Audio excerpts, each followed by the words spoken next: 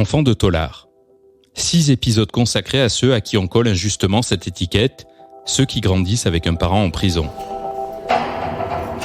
Rania, Arbia, Géraldine et Maxime s'interrogent sur l'impact de l'incarcération sur leur construction, comme sur leur vision de la société. C'est pas parce que ton papa fait quelque chose de grave que toi aussi, tu vas y passer par là, ou que t'es une mauvaise graine, ou parce que tu as été confronté à ce genre de scène, c'est une excuse pour te dire, moi, la prison je connais, ça me fait pas peur, alors du coup, je peux faire ce que je veux. Et de toute façon, je suis un antisocial. Non, pas du tout. Aujourd'hui, je travaille, je suis très bien inséré socialement, très bien inséré aussi au niveau de mon pays, j'ai pas de haine envers l'État particulière. Après, chacun nos opinions. On va chacun voter selon nos convictions. Donc chacun a des convictions et qui est important de revendiquer. Mais voilà, c'est pas parce que mon papa a tué quelqu'un que le monde est pourri, que l'État est pourri. Moi, je m'appelle Maxime, j'ai 28 ans. Et moi, c'est mon papa qui était incarcéré quand j'avais l'âge de 8 ans. Il est resté 13 ans.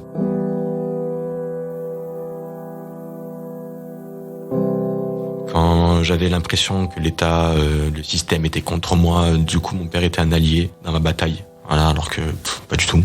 Aujourd'hui, avec le recul, je trouve ça un peu bête d'avoir eu ce raisonnement-là, de se servir de ça comme levier, on va dire, pour exprimer de la colère. C'était ça en fait, concrètement. Et voilà, donc il y a eu un pan de ma vie où vraiment je l'idolâtrais.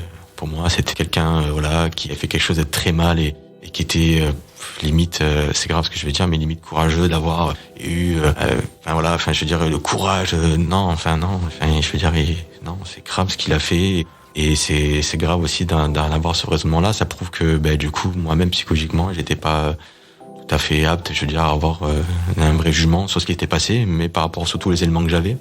Enfin, aujourd'hui, je sais que c'est grave, mais à un moment donné aussi, faut le dire aussi. Ton papa, c'est grave ce qu'il a fait.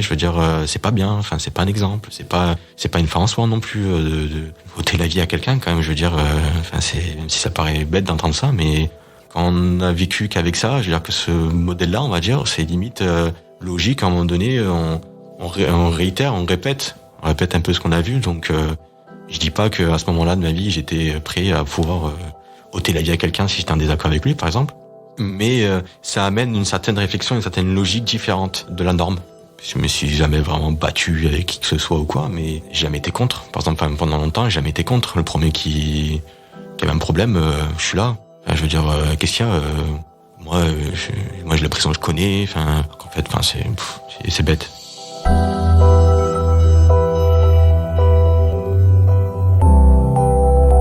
J'ai eu un petit burn-out. J'ai fait l'hôpital et là j'ai demandé à ce qu'on me place en foyer. Donc j'ai été placé déjà dans un foyer d'urgence. Après c'était ma tante qui m'a aidé un petit peu plus pour me faire accepter dans un foyer. Les Matins Bleus sur Arles, des personnes formidables et ça a pas résolu le problème de suite, mais ça a limité vraiment la casse parce que sans ça justement je sais pas ce que j'aurais fait. J'aurais continué, ça aurait été l'escalade et peut-être ça aurait été moi aujourd'hui qui aurait été en prison.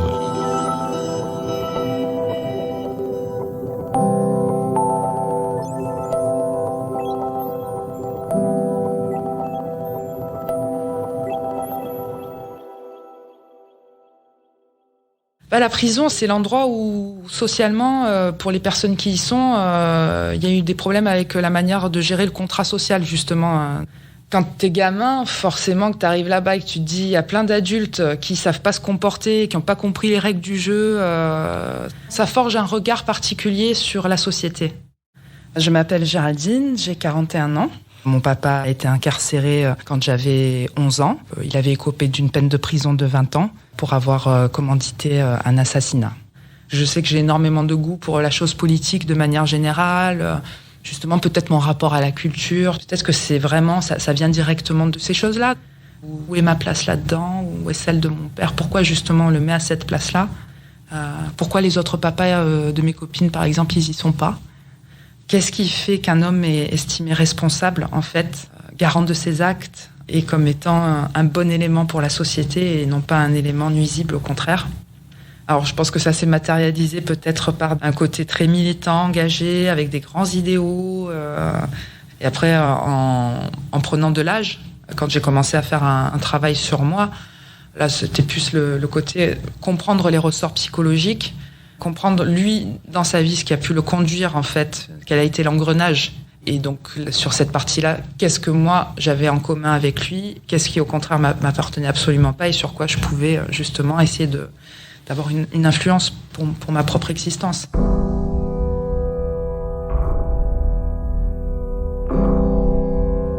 À partir du moment où on comprend qu'on a un parent qui est estimé comme étant déviant par rapport à la société, parce que par exemple, des termes qui étaient utilisés pendant le procès, on parlait de sociopathe, de la part du procureur. Je sais que par moments, j'ai eu des questionnements de dire est-ce que je porte un gène de la délinquance aussi en moi ? Est-ce que je vais être capable de m'intégrer, de m'insérer ?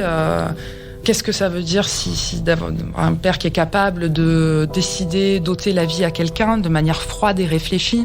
Parce qu'en plus, là, c'est quand c'est un assassinat commandité, c'est quand même une démarche particulière.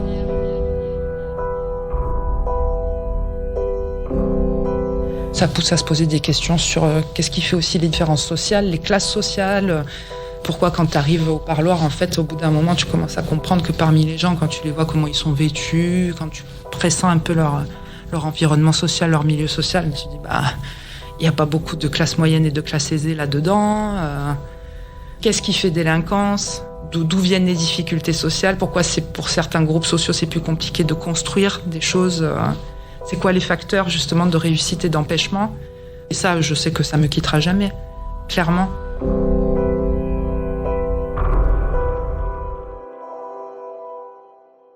Je suis Caroline Toureau, sociologue chargée d'études à l'Observatoire national de la protection de l'enfance. Il y a beaucoup de représentations sur les enfants de détenus deviendront détenus, les enfants de criminels seront des criminels. Quand on regarde les parcours effectivement de détenus, il n'y a pas de statistiques qui permettent de savoir combien ont eu des parents déjà eux-mêmes incarcérés ou inscrits dans des parcours de déviance. Ce qu'on voit quand même, c'est que dans la majorité des parcours de détenus, il y a des parcours de précarité, il y a des parcours de violence, il y a des parcours de vulnérabilité, d'addiction chez les parents, de maltraitance. Il n'y a pas de statistiques qui objectivent le nombre de détenus ayant eux-mêmes été enfants de détenus. La situation des proches de détenus fait l'objet de peu de travaux de recherche. C'est toujours ce qui se passe à l'intérieur qui fascine les chercheurs, les journalistes, et peu sur ce qui se passe à la périphérie de la détention et de l'institution carcérale. Par contre, ce qui est sûr, c'est qu'une grande partie des détenus ont vécu des parcours de vie, et notamment dans l'enfance, particulièrement éprouvants, particulièrement difficiles. Donc la reproduction, elle est sociale. Les enfants de détenus peuvent être amenés à vivre dans des situations de précarité qui peut être là aussi renforcée par l'incarcération et qui peut effectivement les amener eux-mêmes à avoir des pratiques plus tard déviantes. J'ai du mal à le dire. En tout cas, pour moi, il y a pas certainement pas, ça c'est sûr, de déterminisme de nature. Ça n'existe pas des familles délinquantes et des familles criminelles. Par contre, il y a des familles qui sont confrontées de génération en génération à des précarités économiques, à des traumatismes psychologiques, à des violences qui se répètent de génération en génération et qui, du coup, les mêmes causes produisant les mêmes effets peuvent amener les enfants à suivent des trajectoires eux-mêmes, du coup, qui seront cabossées et qui pourront les inscrire, du coup, dans des pratiques illégales. D'où la nécessité, effectivement, de prêter une attention particulière aux enfants qui font face à l'incarcération, à offrir des aides, mais des aides psychologiques, des aides financières aux familles qui sont confrontées à l'incarcération. Et tout ça, pour le moment, n'existe pas. Le problème famille de détenus n'est pas pensé comme un problème politique qu'il faudrait accompagner, sur lequel il faudrait qu'il y ait un accompagnement de la part de la société. Vraiment, avec le recul, je pense que mon père aurait pu recevoir, parce qu'il venait d'un milieu très pauvre, s'il avait eu accès à des études, s'il s'était pas retrouvé confronté à des problématiques économiques, peut-être qu'en tout cas, il y aurait eu peut-être plus de voies, plus d'options possibles, et il aurait peut-être pas forcément pris la voie, on va dire, la plus dangereuse. Donc, faut toujours plus d'accès à la culture. La culture, c'est un moyen de nous aider à pouvoir construire sa vie différemment, parce que je suis persuadée que C'est quand on n'a plus les mots, quand on n'a plus la capacité à expliquer les choses que la violence apparaît. Je suis allée jouer en prison au Baumette grâce au relais enfants-parents fait pour le Noël des enfants. C'était un moment particulièrement fort et émouvant. On est allé jouer avec un magicien que j'ai la chance d'accompagner parce que je suis pianiste. Donc on fait le spectacle avec les parents et les enfants. C'est un moment magnifique parce que c'est là où j'étais aussi très heureuse de pouvoir assister à ça et de me dire « Ah, ça évolue un peu, on dirait les mentalités changent, le relais enfant-parent gagne des combats. » Parce que des moments comme ça, moi, à mon époque, ça n'existait pas. Après, ça les a mis dans un super état et ils ont partagé un moment de goûter, ils se sont donné les cadeaux. Donc, c'était très, très beau. Et puis après, il y a le moment où ils s'en vont. Et là, j'avoue que je suis partie me planquer parce que j'ai pas pu... je voulais pas, évidemment, j'aurais été extrêmement déplacée pour ce qu'ils vivaient. Parce que je pense que j'ai évidemment senti ce que ressentaient ces enfants puisque je suis passée par là. C'est dur, le moment où ils partent jusqu'à ce que la porte elle se referme. Et alors, quand la porte se referme, il y a une espèce de silence. Mais en tout cas, voilà, un moment comme ça, c'est un moment où, en fait, ça permet de créer du souvenir et du souvenir positif. Parce que c'est des milieux aussi où, quelque part, c'est déshumanisé. Il faut donner des moyens à toutes ces associations, justement, qui se penchent sur ces questions-là. Il faut s'emparer de nouveau de la problématique, arrêter, parce que là j'ai l'impression que c'est ça le nouveau tabou, c'est de parler de prévention plutôt que de répression, remettre ces questions-là au centre et quels moyens justement on donne pour revenir au sens de la punition et plus généralement les moyens pour remettre de l'humanité.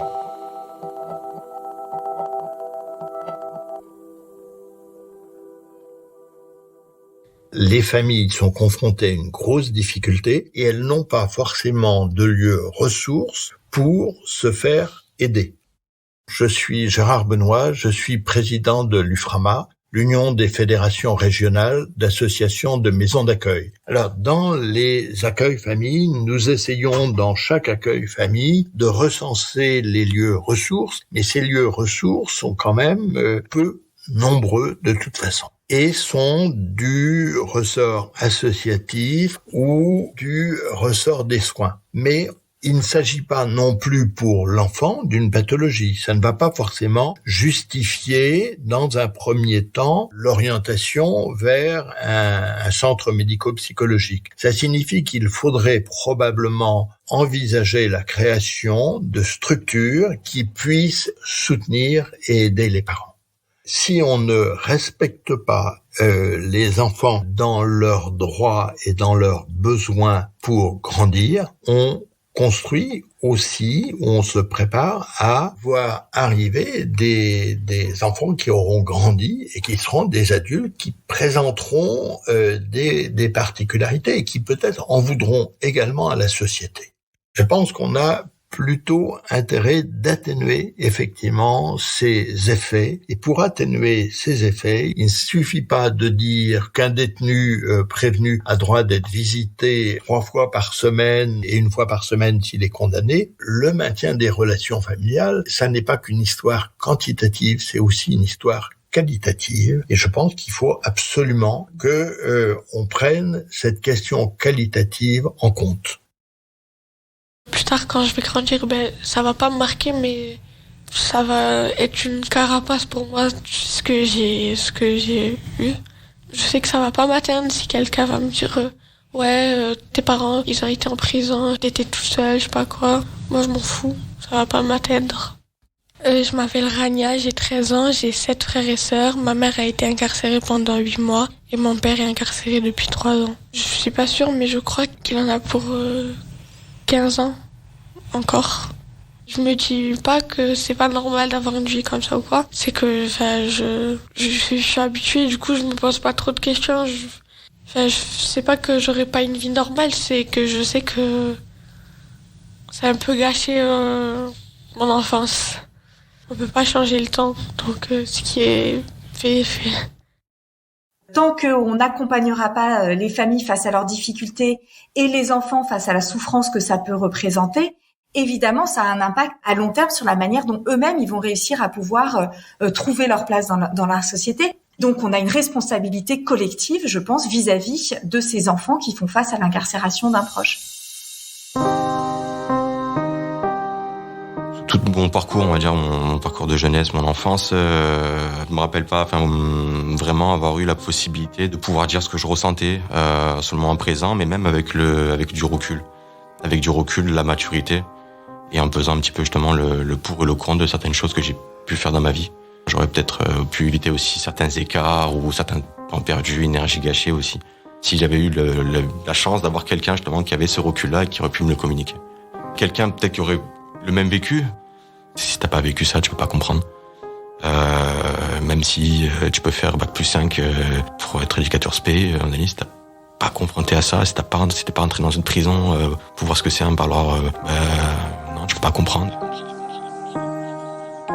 S'il y a des personnes qui vivent la même chose, ça peut peut-être leur dire je suis pas tout seul. Il y a d'autres personnes qui ont vécu ça et tout ça. Si ça peut arriver aux oreilles, par exemple, d'enfants ou d'adolescents, et que ça peut peut-être à un moment aider, adoucir une peine, ou peut-être ouvrir d'autres perspectives sur comment c'est possible de se construire. Très égoïstement, je dis que ça peut me servir, moi, à adoucir ma peine, quand même, parce qu'il y a toujours un peu continuer à travailler la cicatrice vraiment pour qu'elle diminue de plus en plus et qu'elle soit plus que superficielle. C'est une manière de transformer quelque chose de négatif en positif. C'est une manière aussi, je dirais, de rendre hommage à mon père, en fait. Comme ça fait très très longtemps que j'ai plus eu l'occasion de dire à mon père que je l'aimais. Voilà.